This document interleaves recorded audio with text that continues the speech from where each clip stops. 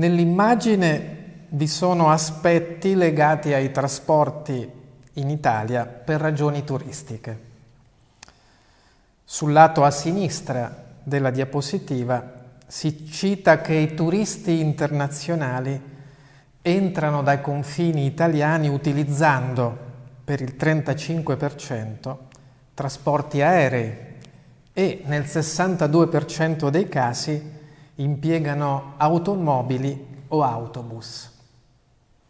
Gli spostamenti turistici in Italia invece avvengono per il 60-70% con automobili ed autobus e si nota ormai un'evidente competizione fra sistemi aerei e quelli ferroviari.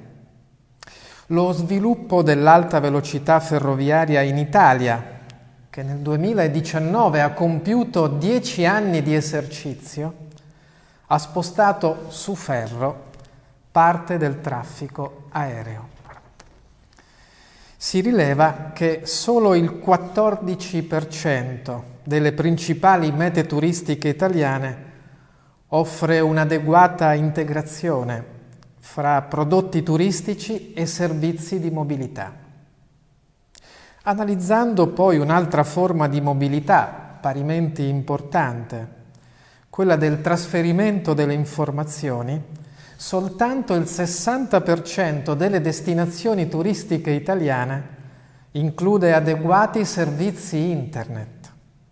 Peraltro, gli stessi siti internet, che devono essere più collegati con i social network, sviluppano poco la commercializzazione attraverso la rete e soprattutto utilizzano un numero di lingue non adeguato.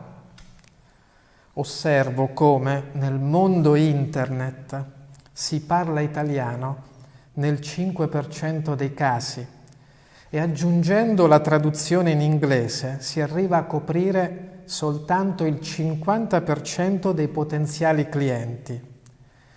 Chi vuole essere globale con le nuove tecnologie dovrebbe tradurre i siti internet turistici sia di singole attività o nei sistemi territoriali in circa 8-10 lingue. Nella diapositiva a destra è riportato un grafico con i livelli di concorrenza fra Italia, Francia e Spagna.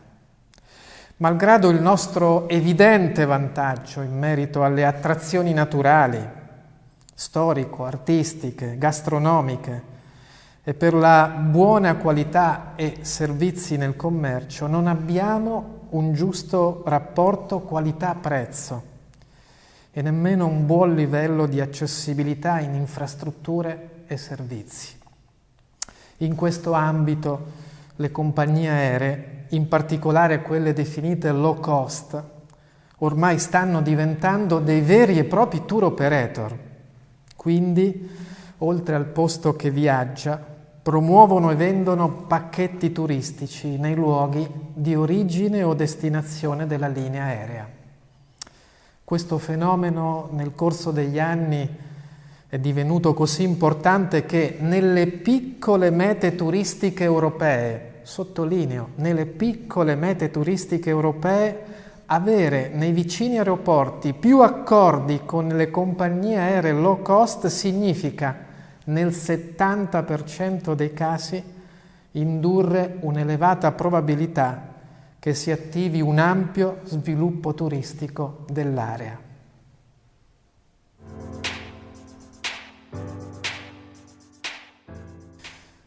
L'anno 2020, dopo l'ampia crisi sanitaria a causa del coronavirus, ha determinato il cambio dall'idea di stare sempre connessi e in movimento al restare di più a casa e spostarsi con cautela. Questo indurrà sul piano sociologico a viaggiare solo se ritenuto davvero essenziale. Anche gli spostamenti turistici, per le crescenti complessità anche economiche, saranno più probabili se la vacanza è utile al ritorno anche per le attività personali. La maggiore inerzia al viaggio turistico dovrà essere compensata dalla formazione del personale per ampliare la capacità di suscitare empatia nei clienti, consapevoli che accogliere è un valore nobile. Diventerà più importante in un albergo, in un ristorante, in un museo, durante un evento o nell'offrire un servizio, puntare su unicità, autenticità e qualità, con una promozione calibrata a ciò che possiamo offrire. È vero che per valorizzare turisticamente i luoghi bisogna promuovere anche i sogni, ma è importante evitare promesse che non si possono poi mantenere. Meglio sorprendere l'ospite con emozioni che non si aspettava di vivere, perché questo attiverà il ricordo e la propensione al passaparola. Ancora oggi, non solo attraverso i social network, il passaparola è una delle forme più incisive di promozione dei territori. Dopo 30 anni di attività nell'ambito della promozione e organizzazione di un territorio turistico, ritengo che misurare i risultati solo con il numero delle presenze, quindi dei pernottamenti, o attraverso il freddo rapporto qualità-prezzo non sia più adeguato. Dobbiamo forse misurare i risultati anche valutando aspetti di medio-lungo periodo, come la crescita creativo-culturale dei residenti nei territori, capace di indurre in futuro ampie propensioni imprenditoriali per le attività turistiche. E consentitemi, anche il concetto di qualità deve essere molto più relativizzato. Esso dipende da ciò che si attende di trovare il cliente. Se abbiamo un ospite che sogna un luogo sempre vivo, di notte e di giorno, con luci attrattive, senza limiti, è questo ciò che dobbiamo proporre.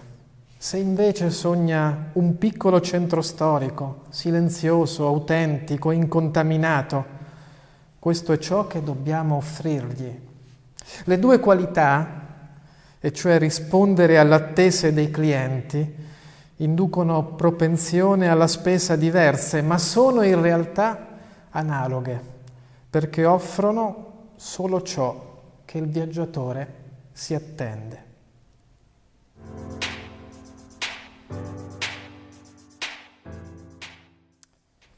Negli anni successivi al 2020, nei quali dovremo rifasare un sistema sconnesso dal coronavirus, diventerà più importante la piena soddisfazione del cliente.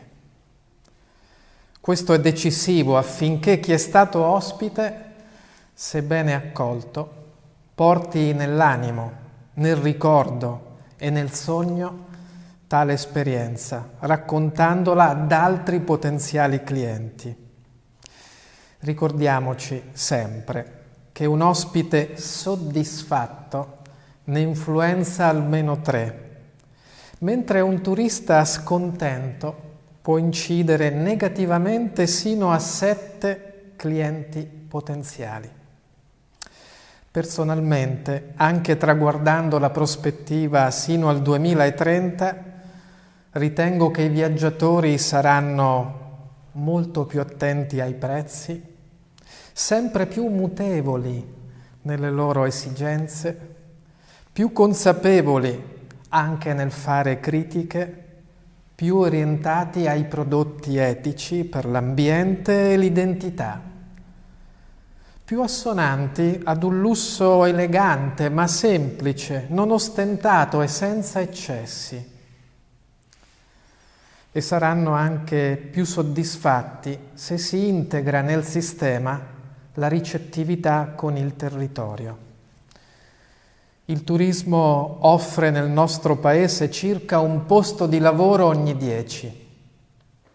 Ci sono ancora ampie potenzialità e, Con scenari possibili si potrebbero ottenere 500.000 nuovi posti di lavoro in 10 anni nel turismo.